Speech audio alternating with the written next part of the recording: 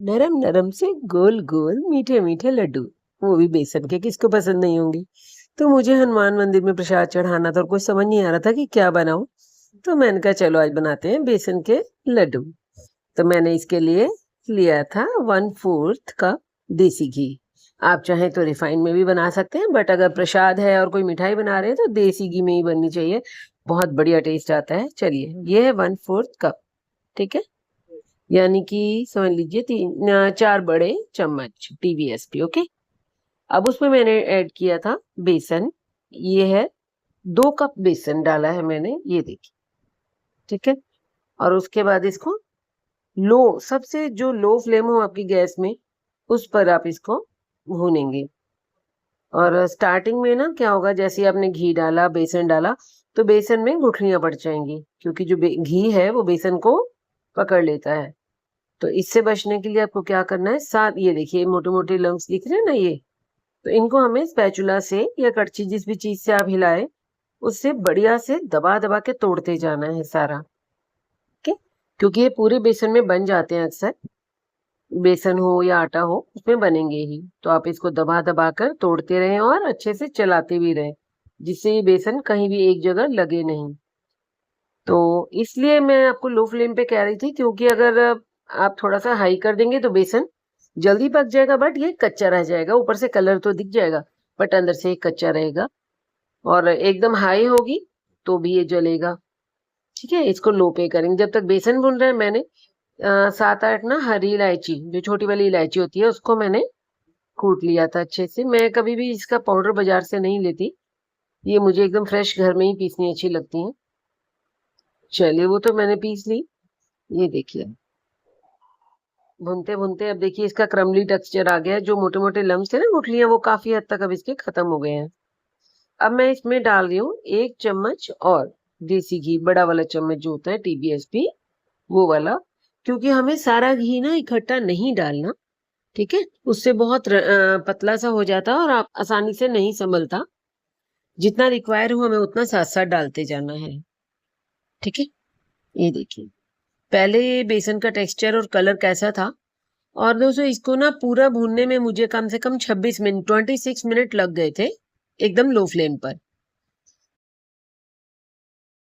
और जब तक वो भून रहा है, मैंने कहा साथ साथ में अपने ड्राई फ्रूट भी वो कर लूं, कट कर लूं। तो ये मेरे पास इसका क्रशर था, छोटा सा है ये यंत्र, बट बहुत काम आता है, एकदम बिल्कुल बारीक से फ्लेक कर देता है। ठीक है, ये मैंने इसमें काजू बादाम और मैं ना अखरोट वगैरह डाल के रखती हूँ अक्सर। तो जब भी नीड होती है मुझे, मैं फट से कुछ ही सेकंडों में ये काम कर देता है। चलिए वापस बेसन पे। कलर देखिए चेंज होता जा रहा है, पहले लाइट था, अब डार्क हो रहा है हमारा। 1 चम्मच देसी घी और डाला है मैंने इसमें 26 मिनट के अंदर अंदर, यानी कि मैंने 1/4 कप डाला।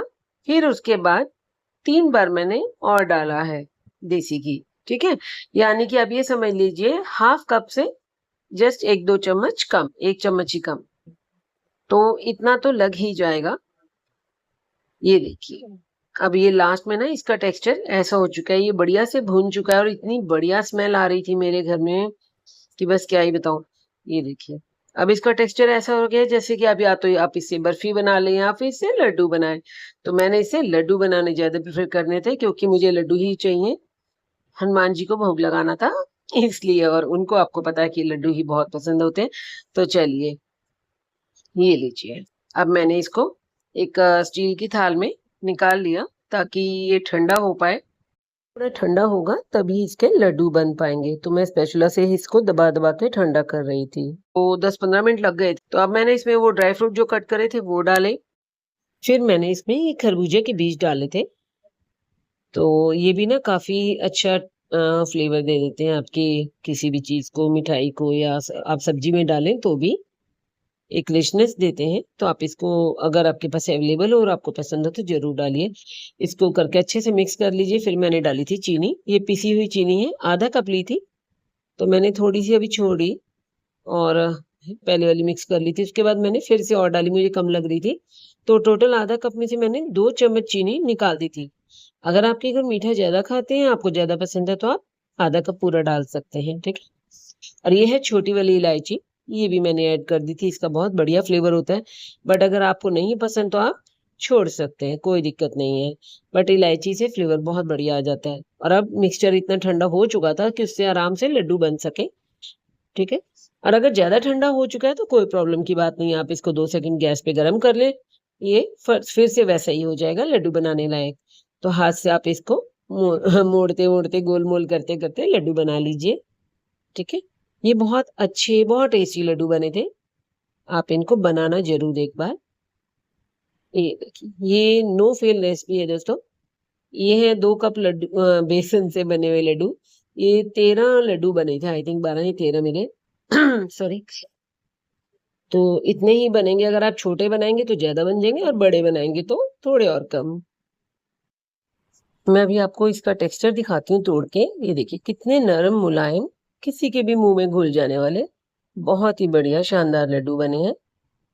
ये देखिए, आप चाहे किसी बुजुर्ग को भी खिला दें या छोटे से बच्चे को भी, कोई भी आराम से खा सकता है। तो और वैसे भी एक ये बहुत ही मतलब बढ़िया रेसिपी है, आप इसको ज़रूर बना के देखिए।